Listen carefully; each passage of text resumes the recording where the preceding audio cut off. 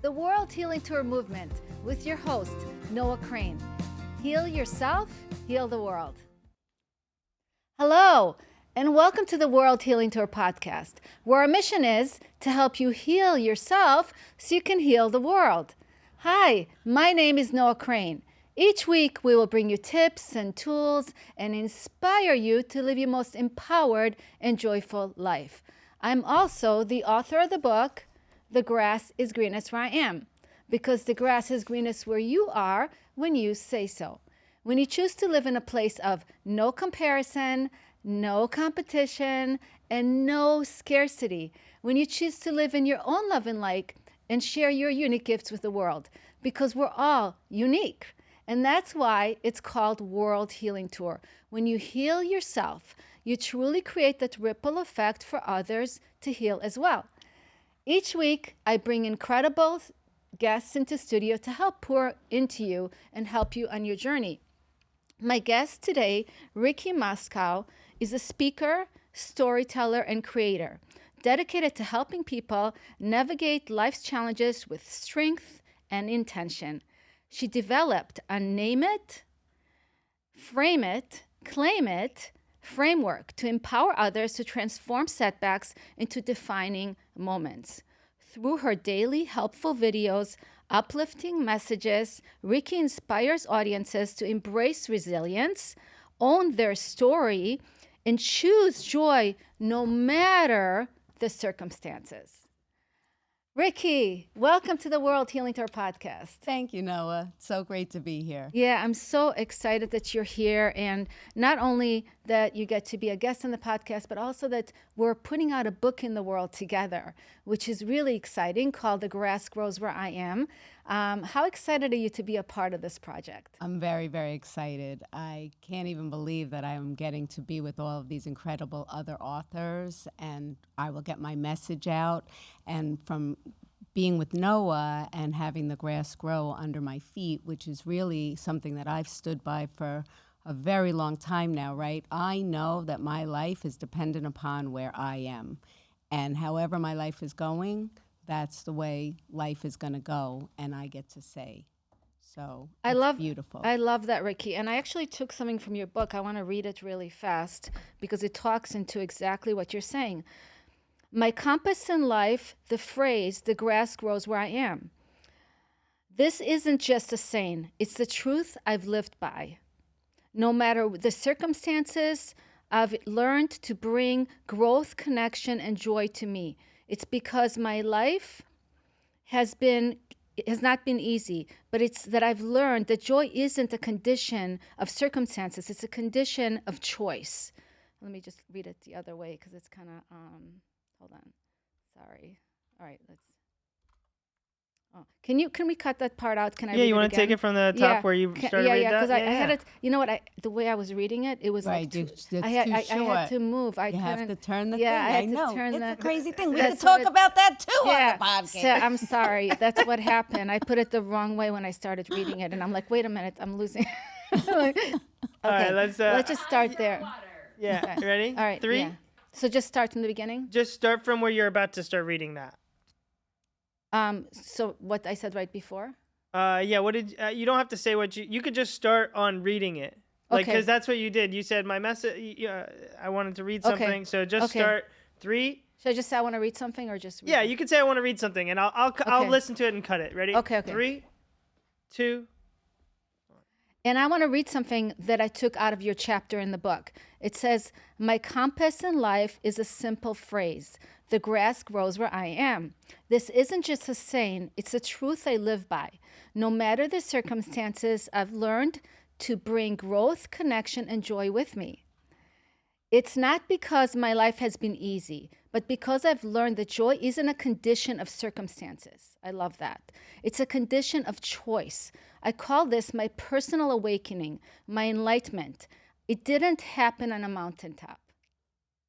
It happened in the messy middle of everything, every moment that I was holding 3 things in one hand, my heart, and still trying to figure out how to keep going. So it's really, when you said that, it just shows the resilience in it, and the fact that you just made that choice no matter what, that you were gonna, deal with the situation that came up.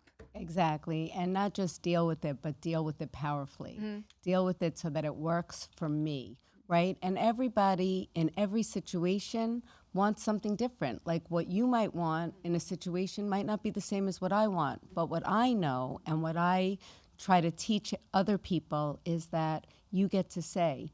So where you stand is you first think, well, how do I want it to be, right? If it's not working, look to see, okay, this isn't working. How do I want it?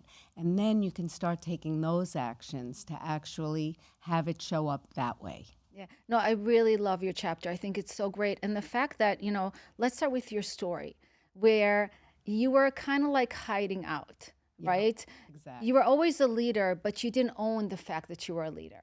Let's talk about that. That's great. So I didn't even know that I was a leader. I actually just thought I was somebody who just hid out. I didn't even think that I was hiding out. I was just hiding out, right?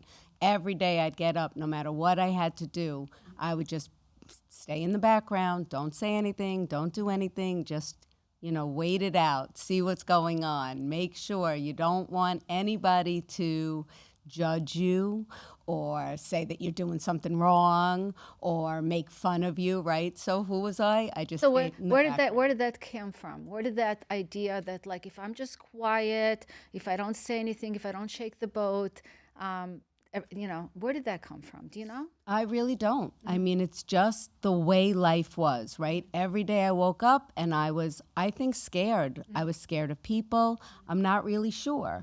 But here's the thing. One day, somebody came over to me and actually said to me, some things never change.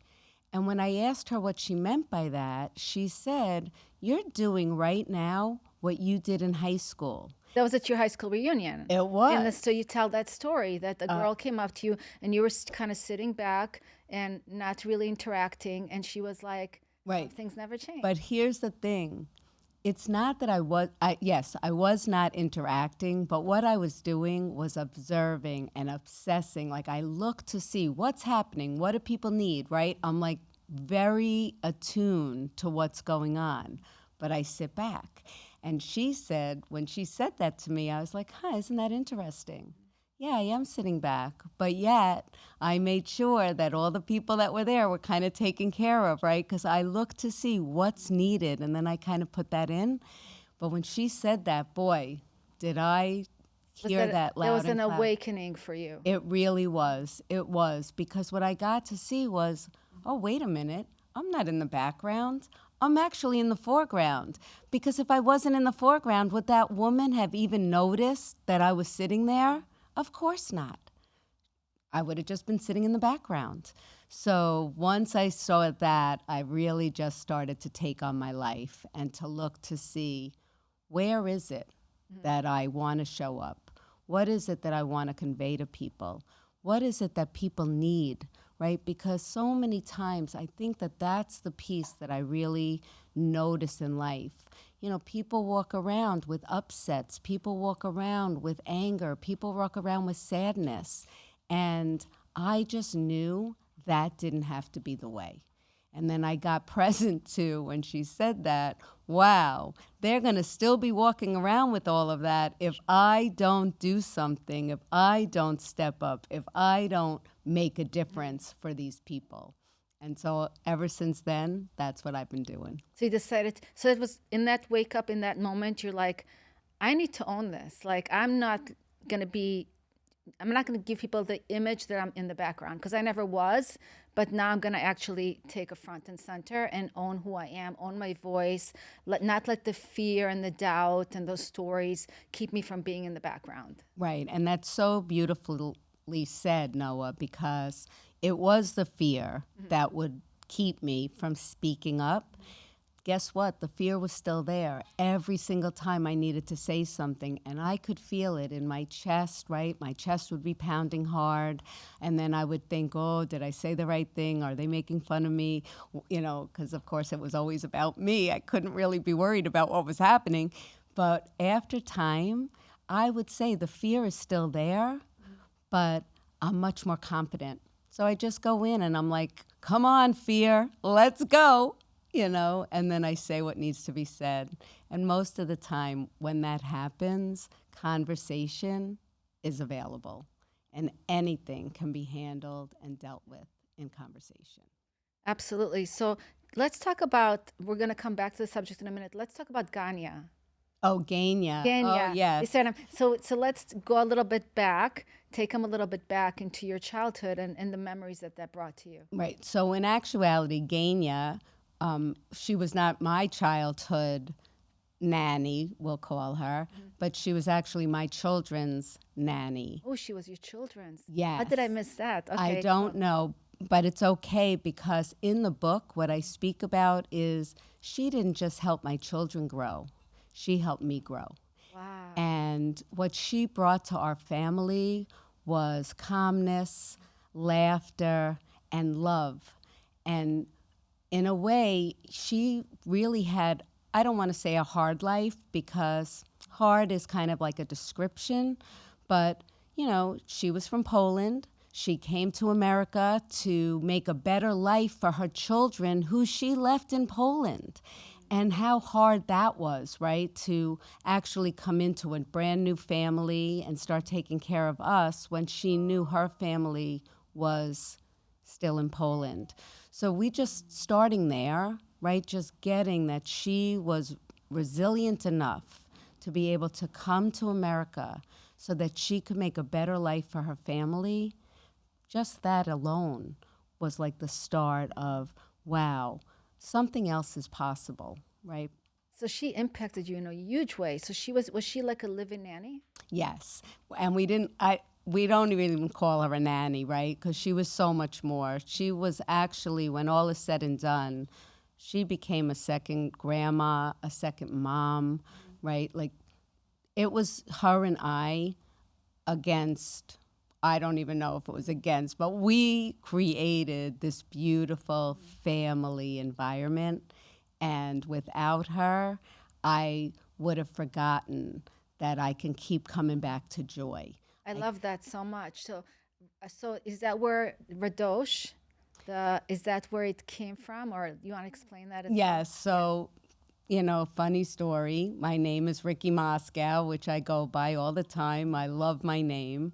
But when I was posting every day, and I didn't really want to post as Ricki Moskow, right? Because I want to not keep it separate, but it's important to me to share what's happening in my family with my friends and family. And I was nervous that if I kept that same name. So I started to look, what message do I want to give out? And of course, the message is I want everybody to know that you can be joyful no matter what, no matter when, and that's what's most important to me. So when I started to look at that, I was like, well, let's see, Ganya, who, by the way, likes to be called Yola. That's a story for another day. And I was like, she's the best. And we had actually just come back from visiting her. So she moved back to Poland. And my daughters and I went to visit her in Poland. Oh, when was that? Recently? Yeah, just when I was choosing my name, right? Like I had just started to choose my name. We went to visit her. I came back and I got present to so much love. And I was like, wow, she's really the one that started me on this path. And how could I acknowledge that in a way? So I just started looking up some Polish words, and radość in Polish actually does mean joy. I know I'm not saying it right. Polish is not the easiest language for me to speak, but it was close enough, and I happen to love how it sounded. So Ricki Radość was born. I love that she brought so much joy into your life, into your family life. How long did she live with you for? 24 years. She lived in your house for 24 years? So in actuality, well, maybe not 20, I guess 24 years. So she stayed with us from the time my oldest daughter was born. And then, which is also in the book, you find out that my husband left me. And at that moment in time, my children were already pretty grown. So we set her up and I made sure that she was taken care of. And then she every summer would go back to Poland, and 2 summers before, I guess maybe my ex-husband left, I'm not really sure, but she went back to Poland, and who did she meet? Her childhood sweetheart. And she came home to America to say, I'm moving back to Poland and I'm getting married. Wow. And yep, and she did. She packed up, and she went back to Poland. We went to the wedding, like our whole family flew to Poland to go to the wedding. That is such a beautiful story. The fact that a complete stranger comes into your life, creates such positive impact on your family, on your kids, on you, right? Becomes like a teammate in your life, like literally a teammate. And then like she was there right when you needed her. Like when you say to me, when we talk, and what do you always say to me? God has you what? I forget what That God has you wrapped in his arms. Oh yes, that's a whole yes. So and it just shows just with that, like God was there to make sure that you were able to get through all your challenges with so much love and so much support. Exactly, and it is funny that Noah would bring that up because I do live by that. Like I know I'm so grateful and I have so much gratitude, and God is such a big part of my existence and what I believe and who I talk to and who I go to. And it didn't even occur to me until you just said that now that, when we were in need, so I was almost 9 months pregnant. It was actually 2 weeks before my due date. We did have prior help, and she had left almost 5 or 6 months before. So I had one little boy. He was 16 months old, and I was 8.5, almost 9 months pregnant. Had no help. My father-in-law was like, "You need help. You need help." And good for him. Yeah, I love that. It was unbelievable. And that Thursday, so he told me on Wednesday, that Thursday, this woman came into my house. She spoke no English. And that Friday, my ex-husband, who was my still husband at the time, quit his job. Okay, remember, I was given birth in 2 weeks. He quit his job on Friday, said to me, "Don't worry, we're going to go out on our own." He was a physician. I was like, okay, worry, I don't worry. So that was Friday. Sunday, we went into a brand new office. We set up an entire office space. Thank God this woman was with me because she was able to stay with my son. We got the entire office set up. That Monday, he opened and saw patients. That Tuesday, I went into him to make sure that everything was set, and we hired, some staff. That Wednesday, I went into labor. Wow. Yep. And it was unbelievable. So I never really credited that or like even put that into my being wrapped in God's arms. But I'm so happy you just said that because, right, there puts everything in perspective. Everything. Like God just has you. Right, and he just handed her to us. And, I'm not going to say that it was easy or, she didn't speak any English. I didn't speak any Polish. But yet she had enough love in her and I had enough love in me that we were able to connect and make a beautiful, beautiful family. That is so special. Like that is, and I know because I'm a mom too, like raising kids is like the hardest job in the world. And to have somebody like that in your life to help you is, wow, you were really being taken care of. I love that so much. Yes. Yeah, it's amazing when we look back how we could see how things kind of fell into place. Exactly. We don't even always acknowledge them or see them or are grateful for them right in that moment. But when we look back, oh my God, like we just get it. And, you don't always look back, right? Because we're so busy. We're moving at such a fast pace all the time. You just take on one thing at another. So I'm really happy that you brought that up because I really do just love this woman and just know that I would not have had the success that I have had with my family if she had not been a big part of it. Wow. I love that so much. Yeah. So what happens after 24 years of marriage? All of a sudden, the marriage. Were you doing? Did you go do Landmark at the time right before? Not right before. So I actually you came from something that you wanted to share with your husband, some course or yes. something. So it was a Landmark course. So what happened was in 1997, I actually took the Landmark Forum, and just continued on my way. Say what the Landmark Forum is. So the Landmark Forum is a 3-day and 1-evening course that has you actually look at what's happening in your life, right? So we live like we're moving into our future, but guess what? We're not moving into our future. We move into our past. What do I mean by that? You already know what's going to happen. You already know how it's going to be. And then you do things to make sure that it's like that, right? So you never really have an opportunity to have it be a different way.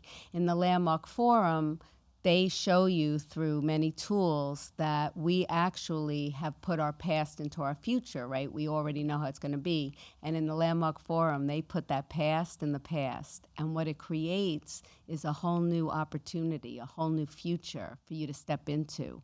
So I did that in 1997. And you come out of that course very empowered, like a newborn baby, ready to take your life on. So it's amazing. This course in 3.5 days, I've done it too. You come out like a brand new person, ready to take on everything in your life, like a new opportunity, a new beginning, right? So you're doing the course, you come home after the course, you're in your power, you feel good, you're ready to take on everything and make it better. Right. So this was in 1997.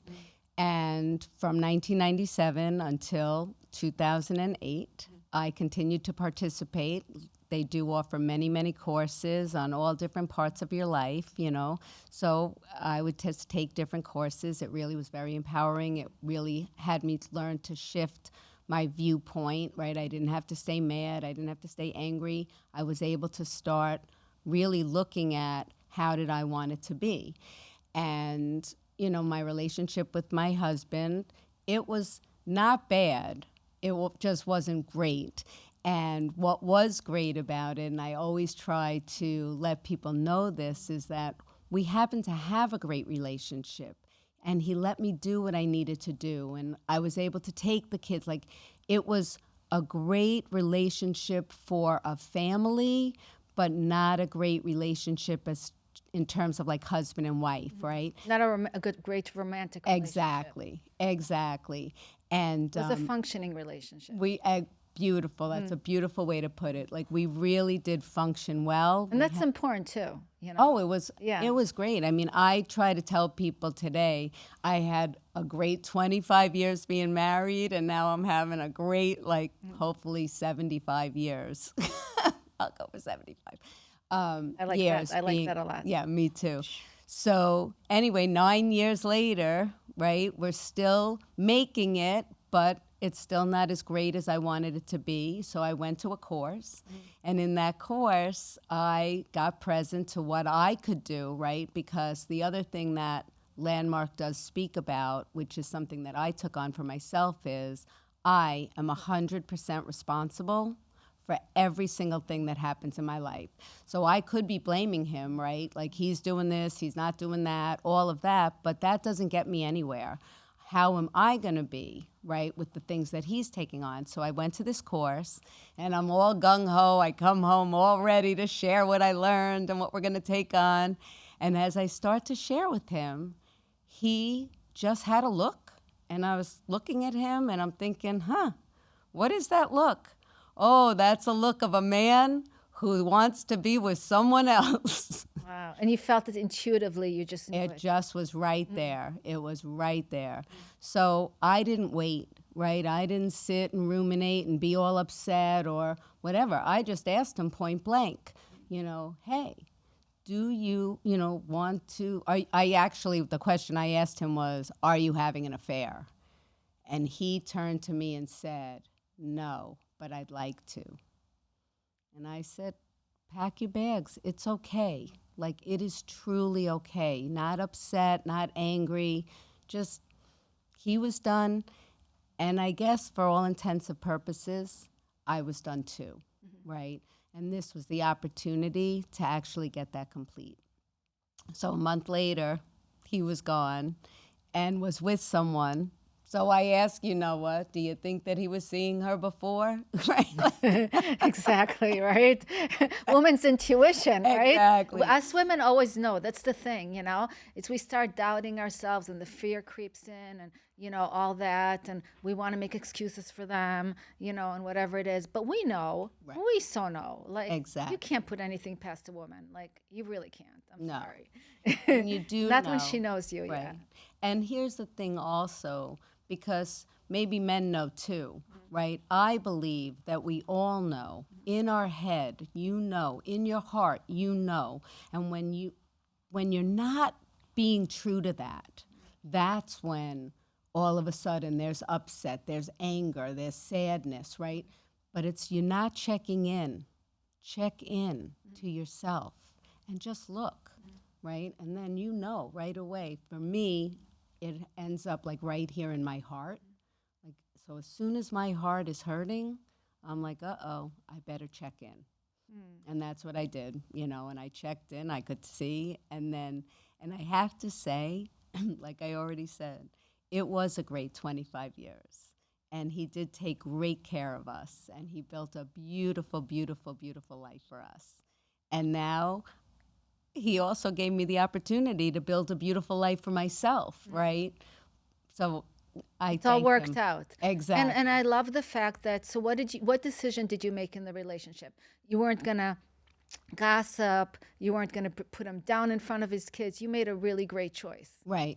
So what was very, very important to me, so this is actually where I developed the name it, frame it, and claim it.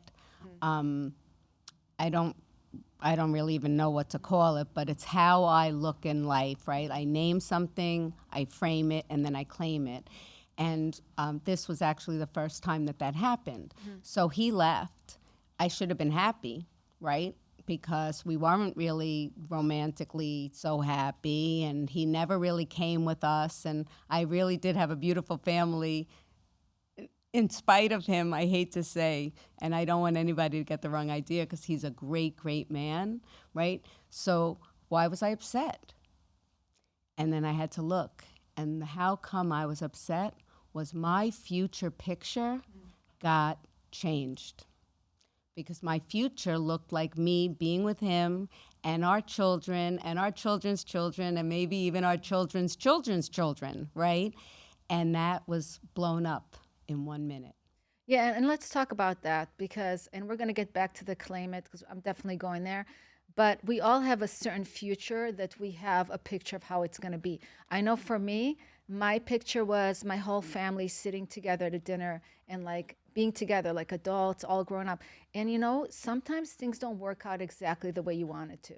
Something happens along the way, some kind of a fallout, some kind of a disconnection, some kind of a break like it happened with you, and it's not the way you thought it was going to be, right? Correct. And that's where we really have to step into ourselves, and you did that. That's right? exactly right. And you made a choice. I'm not going to gossip about him. I'm not going to talk bad about the kids about him. I'm going to still do family things together no matter what. So I love the process that you went through. So go ahead, let's go through that process because it's a very powerful process. And when I was reading your chapter, I absolutely was so inspired by it.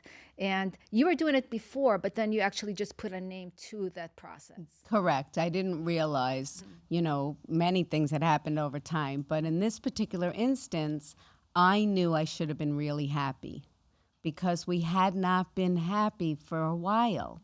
So I knew, why are you not happy? I just kept asking myself, why am I not happy? Why am I not happy? And when I saw I wasn't happy because my future had been disrupted, I was like, okay, well, maybe I could make a new future, right? And that's when I had to frame it. I had to look to see, okay, well, what was broken? This was broken. I wasn't going to be able to be with my husband and my children and their children's children in my old age, right? But I was like, no, maybe it doesn't have to be broken. And then I was like, all right, well, what would stand in the way, or what would make it break, was really, I think, the question that I asked myself. And I saw that what would make it break would be me bad-mouthing him. Me saying stuff like, can you believe that he, went and had an affair? Can you believe that? Right? No. That's not what I was going to do. So what I did was I actually called all my children, right? I gathered them together and I said, look, we're not together anymore, but he is still your dad. And as your dad, we're going to make sure that he's still included in everything. And I know maybe that doesn't feel good, right? And it didn't feel great to them. How come? Because in their world, he hurt me, right? And kids want to always protect their mom. So, like, there's so much going on. How old were your kids at the time? My youngest was 11 when he left. And then, so 11 plus 6, 17. 17. So I have 4 children, 6 years apart from my oldest to my youngest. Okay, so the youngest was 11, then the oldest was 17? Or? Yes, so my oldest They're all was like teenagers. Yes, so back to when it happened. My conversation with him happened in April. He left in May. My oldest son went to college in September. And then the following year, my oldest daughter went to college, also in September. And those are hard ages. They're teenagers year. You're developing. So I could see, of course, the kids are going to want to protect you. You know, and it's like he left, right? He left the family. He left the house. So you did. It was amazing that you were able to bring it back and be like, let's not focus on that. Correct, and that's exactly what we did. And I, that very first Rosh Hashanah, I called him and I said, listen, we'd like you to come. And even though the children really didn't want him to come because they were still upset, I was trying to explain to them, no, it's okay. He's still your dad. We're going to invite him. Then it's going to be on him to come or not, right? Like that piece we have no control over. The only piece that we have control over is the invitation. That's it. So he did not come that first year. But I'm happy to report, and believe it or not, so that was 2008. We're in 2025. Just this week, on Monday, my youngest daughter, she just gave birth to our grandbaby number 7. And last night, my son just got engaged to his soon-to-be bride. I'm happy to report she said yes. And where did we hold the proposal? At my ex-husband's home, all together. All the children, all their children, everybody. It was my vision intact. Yeah, I love that. I love that you made that choice and so quickly. Like it didn't take you years to get there. From the very beginning, you chose how you were going to handle yourself. Correct. Well, because right away, again, like I said, I spend every day just looking to see how is it that I feel. And if something is bothering me, I am not going to sit with it. I'm not going to be all sad and pouty and worried and concerned and, oh, poor me, poor me. No, I'm going to take the actions right away. Why not? Because that's not a solution, right? Correct. That's not going to bring you the results you want. Well, let's just see. If you're sitting all mad and angry, how does that make you feel? Yeah. Right? Absolutely. You get to sit in it. Yeah, and then you're not happy. And sometimes you can't even move. Like sometimes with that sadness, you're paralyzed. And listen, I'm not saying that, I don't get sad or I don't get mad or I don't get up, of course. But then I also get to say, how long am I going to sit in it, right? And sometimes I want to be mad for a while, so I will. And I'll just be mad. And then I'm like, all right, I'm done being mad. Yeah. Now what are we going to do? It's like welcome to being human, right? Exactly. And in the big picture, it's what we choose to do in the big picture. It's not in the immediate future. It might take you a week or two or a day or two or a month or two to get there. But when you have that inner strength, that inner resilience, and you have tools, like you said, then you have the tools to get there. So you don't have to stay there, They say in Landmark, suffering's optional. Correct, which is so true, right? And the other thing they say is that, it's like giving poison to somebody else, but guess what? You're the one that's dying. So, no, you don't have to sit there, but sometimes it feels good to sit there. Sometimes it feels good to like wallow or cry or be sad because something, didn't go the way you want. but then there's always the opportunity. And that's really what I look for. And what's funny is not so much with me, because I really am happy, right? And everything, it doesn't matter, like crazy stuff, whatever's happening, I'm going to make sure that I stay joyful inside Even of when that. you're late, you're joyful. Right, exactly. Yeah, I was late today, and why? She came in with a smile on her face. I'm like watching, and that's exactly right. Like as I was coming here, I'm watching on my MapQuest, I'm watching the number go up and later and later and later and later, and I'm like, oh, I'm going to be late. So what do? Right? I don't just sit and be in concern. Like I was totally concerned. I was supposed to be here and I was going to be late. What do? I immediately texted Noah to say, hey, I'm watching, the thing. You claim it. I claimed it. Exactly. You claimed it. That's All right. beautiful, Noah, All right? Let's go to the other one. So you claim it. What's the next step?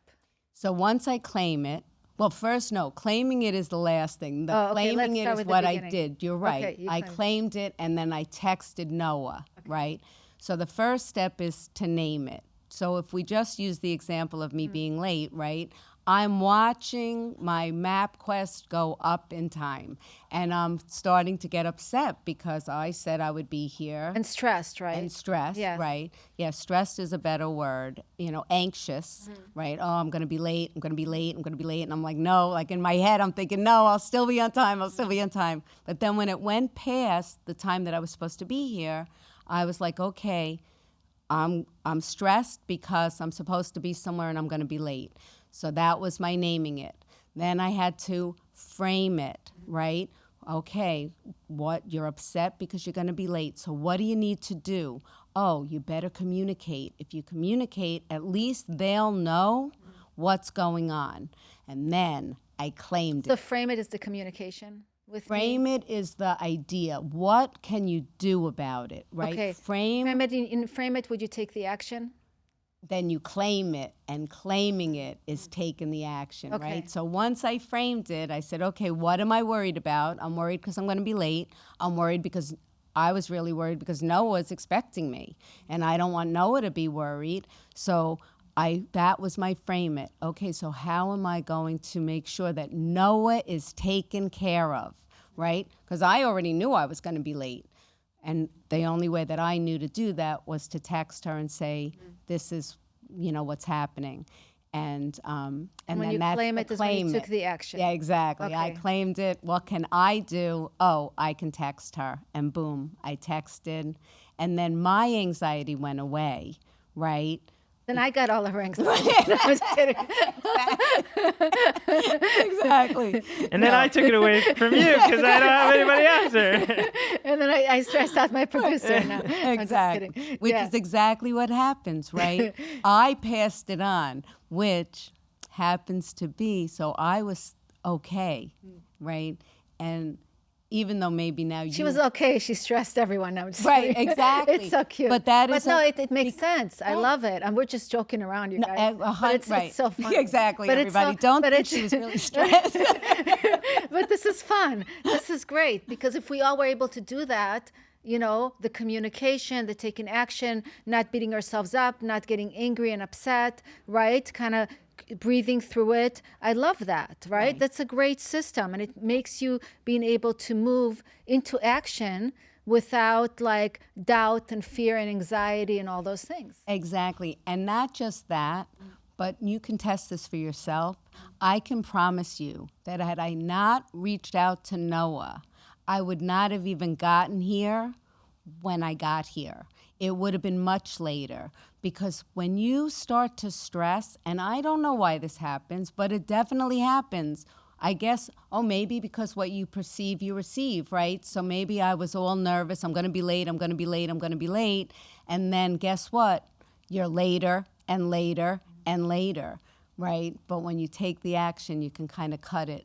And it was, I do feel bad now, because now I know that they were all stressed out. We're all joking around here. It's all fun. It's all in fun and games. But I love that, because I think it's communication. It's in the communication. in the words, in the getting in somebody else's world. And there's really, like, do you know how often, like, this is my biggest thing. When I'm stressed, when I know I need to be somewhere and something happens, that's where I get really upset. I can get angry and stuff for myself because I'm like, why did I do that? You know, I should have been on time.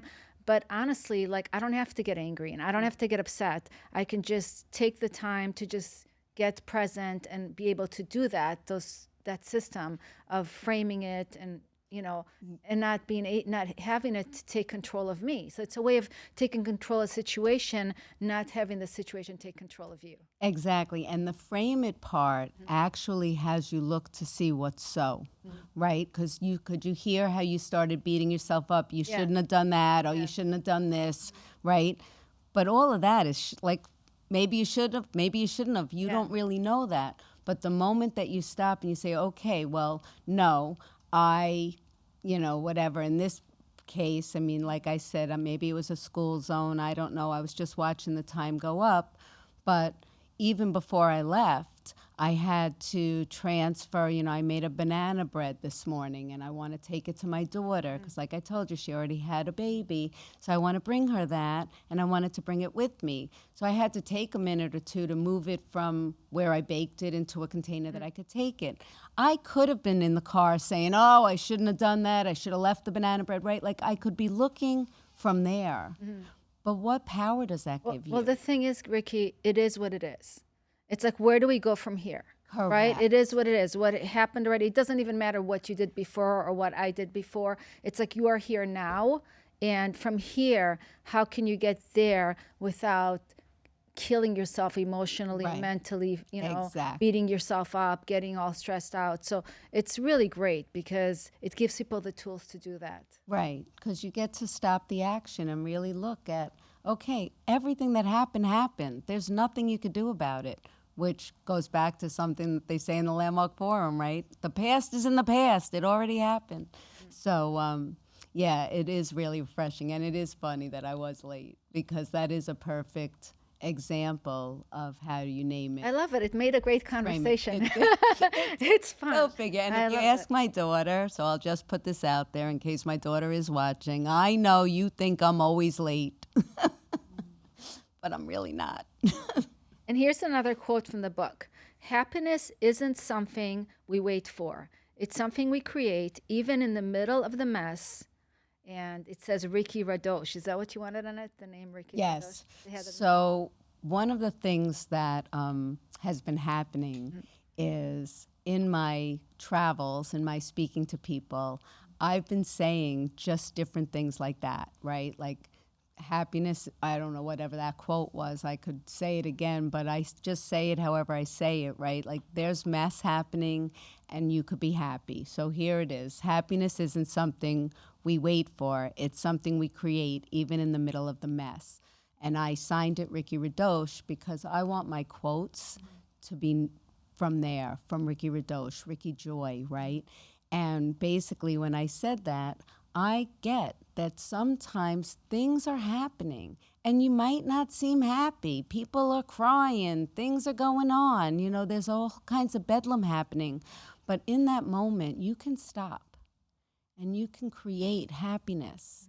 And you could look to say, okay, what is it that's needed right here, right now? So that I don't have to be an upset. I don't have to be fighting, I can share a quick story about like with my brother, right? My brother and I were having an argument and we were not happy. He was yelling at me, I was yelling at him, and I was like, it wasn't going well. And the yelling at each other wasn't going to get any better, right? He wanted his point of view to be heard, I wanted mine.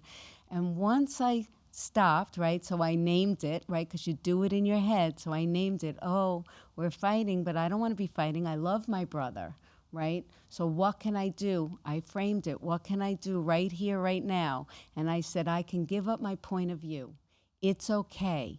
And so I stood up and I went over and I hugged him. And I just said, it's okay. We can agree to disagree. And that was it. And peace came above us again, and we were laughing, and in like 2 minutes from this 5-minute thing that was happening that was really creating chaos, in 10 seconds, it was done.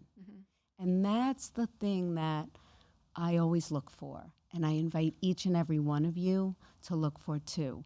If it's not working for you, stop the action. Look to see what's not working and then do something different. I love that story. And, what if the world was like that? If we disagreed and just got up and hugged each other, because we let the differences so often, and people get violent because of differences. I mean, politics, literally, people kill each other. Like, that's crazy to me. I'm like, can't we disagree and still love each other? Like, I don't care if you're a Republican or a Democrat. I'm still going to love you. You're a human being. So I never understand that separation of politics where they can separate us to actually hate each other or want to unfriend each other or not be connected. Who cares, you guys? This makes no difference to me. So, Ricki, I'm going to ask you a very important question right now. How can we be our best? So, let me just say, I'm not 100% sure about that, but what I do know for sure. It's in the book, The Best. I did? Oh, the best. I didn't know what she was talking about. You can't throw things at me because, okay, so here's something else that you should know, right? It's beautiful that she said that because here's something else. I'm always in the moment. So I'm never really connecting something from the past and bringing it forward. Like we're in this conversation. I am in this conversation. So what Noah is I know, it was kind of a tricky. It was kind of a tricky question. Me right into it was that. a tricky right She into did. it. But I just love how it kind of flows right into that. It did, and that's so great. So yeah, so on top of the name it, frame it, and claim it method that I have created, I saw that always wasn't available, right? Because there was something else that was in the way. So I created another method called the best method. And the best method actually starts with your body and taking a breath.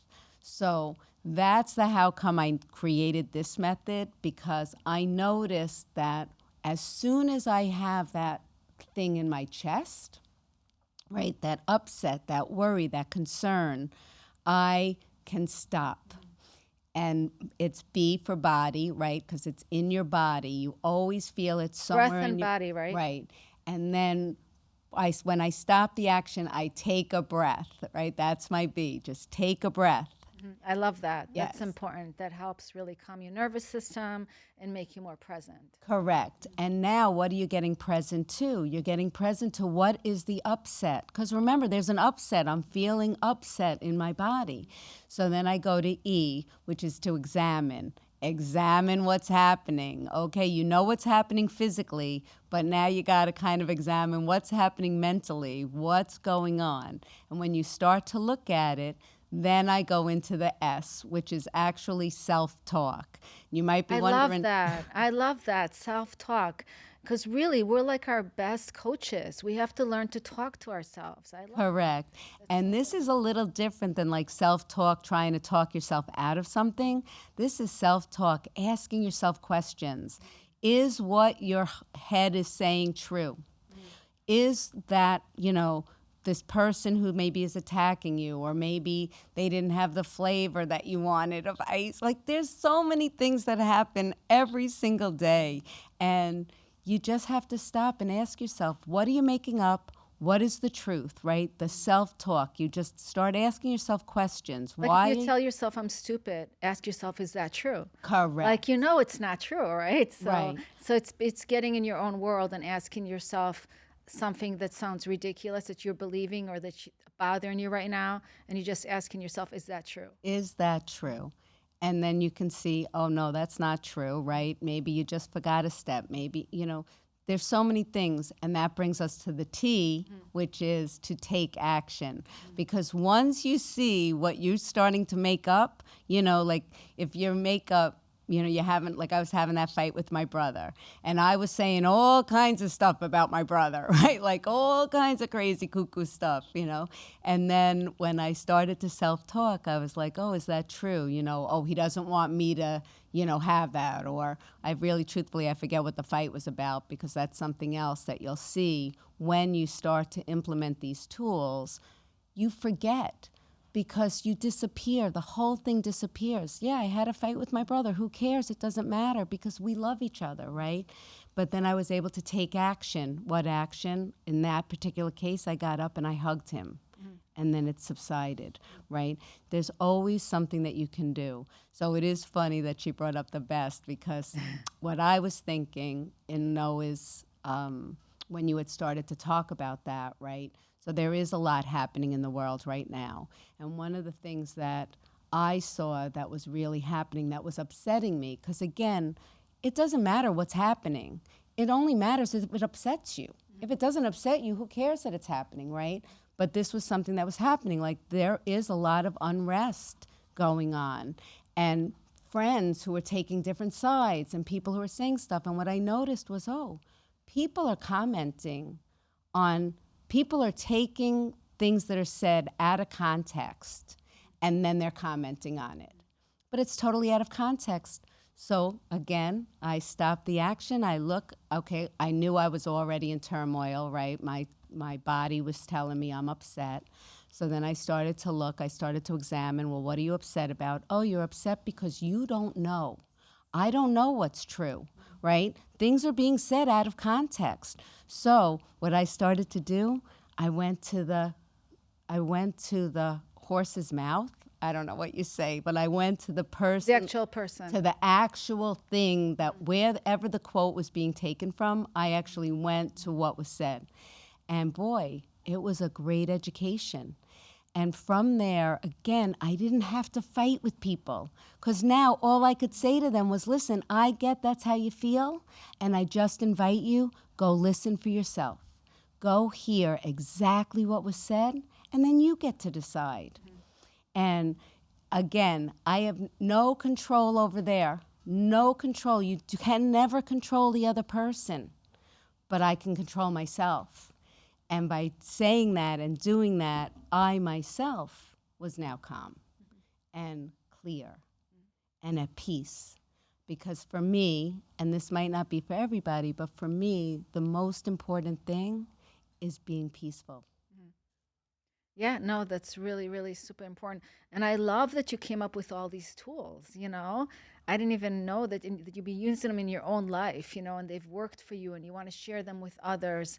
And, you know, this is great. This is so important. If we can just take accountability of everything in our lives, how differently our lives will be. Because our suffering is not dependent on anybody else's action. It's dependent on our own actions. Exactly, exactly. And it's so great that you say that, Noah, because here's the thing. I have been doing this, I guess, procedure, whatever you want to call it, like for a very, very long time, right? It's truly how I live my life. And then when I started sharing some of my wisdom, right, that's when I realized, how can I share it with people so that they could actually utilize the tools, right? Because for me, it was already inside. I don't need to think about naming it, framing it, and claiming it, right? It's just automatic what I do. I don't need to think about, my body and then examining it, or my self-talk or my taking action. It's just what I do. It's so natural at this point, right? It just kind of came. But then I'm talking to different people, and I got present to, wow, they need like a step-by-step, like how can it be done? So I just looked, and then that's how I actually created that, so that not so much for me, but for you, right? For other people. No, it's great. It's so important. I think it's great. You're doing incredible work. So you're doing a lot of Facebook Reels these days. Yes. Let's talk about that a little bit. Why are you doing all these Reels? So I wasn't really sure. For many, many years now, I know that I have a message to give out. And, that message is exactly what I've been saying, that you can be happy and you can be filled with joy no matter what is happening in your life.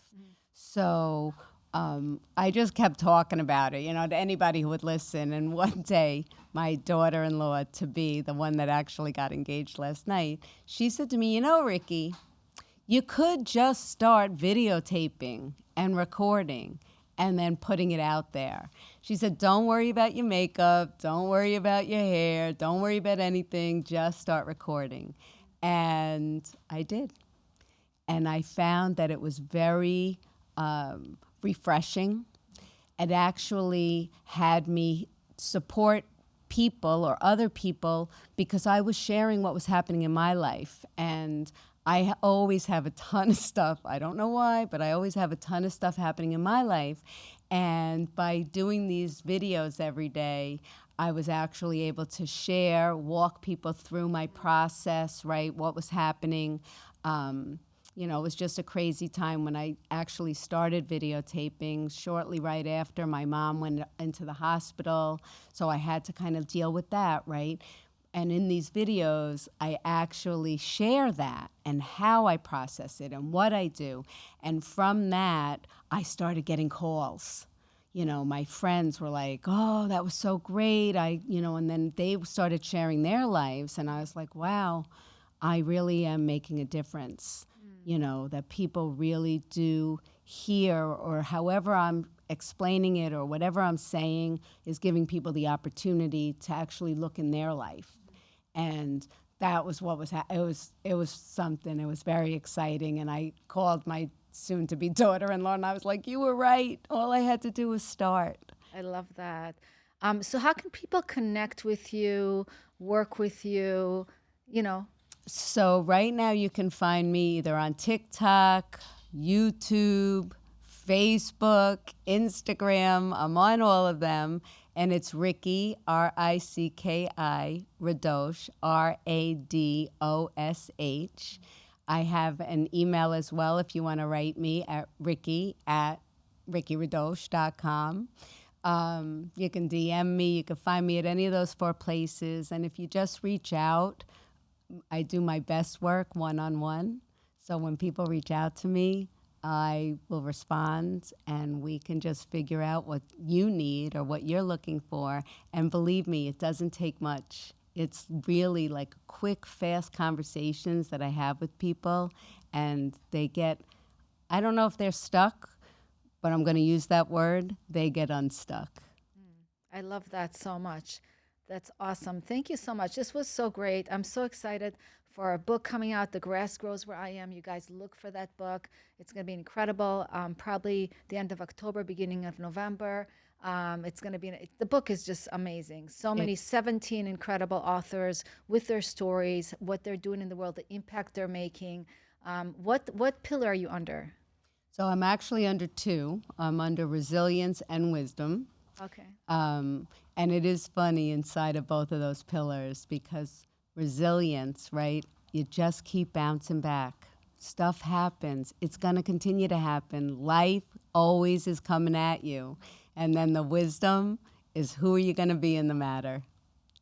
That's beautiful. Well, I'm so excited to bring all our stories to the world and for people to get to know more about you because you do exude so much light. I love your smile, by the way. Your smile is like just priceless. And I'm so excited we're on this journey together and bringing great things to the world. And I am too, Noah. And I was so happy when, we reconnected and to be invited in to such a great group of people and to such a great message because the grass does grow where you are. I love that. That's a great way to end it. I love it. Well, I want to thank you for joining me today. Thank you so much. I want to thank you all for joining me today on the World Healing Tour podcast. Until next time, remember to take these 3 important actions. Number 1, practice element number 1 every day to have a grateful heart and connect to your gratitude. When you're connected to your gratitude, you're focusing on what's working in your life rather than what's not working, right? We can sometimes focus on that. And therefore, you're attracting more positive people, things, and experiences into your life. So every day, you guys have a grateful heart. Number 2, element number 2, be grounded in love and compassion. First, love and compassion for yourself, right? We all need more love and compassion. And then learn to share that love and compassion with others. The more love and compassion you put out, the more love and compassion you will get in return. I always say the world is round, energy moves in the round circle. So if you want more love and compassion, you got to give it out. So I do that every day. So have love and compassion for others and yourself every day. And element number 3, remember, you're not alone on this journey. God has you wrapped in his arms, like Ricki says. You are guided by God. So whether it's God for you, universe, higher power, source, whatever it is for you, you're not alone. When you learn to listen and tune into your inner compass, you realize that this journey truly is a guided journey. So listen to those amazing people that come into your life and support you on this journey. You are never alone. Until next time, my friends, have a beautiful week. Namaste. The World Healing Tour Movement with your host, Noah Crane. Heal yourself, heal the world.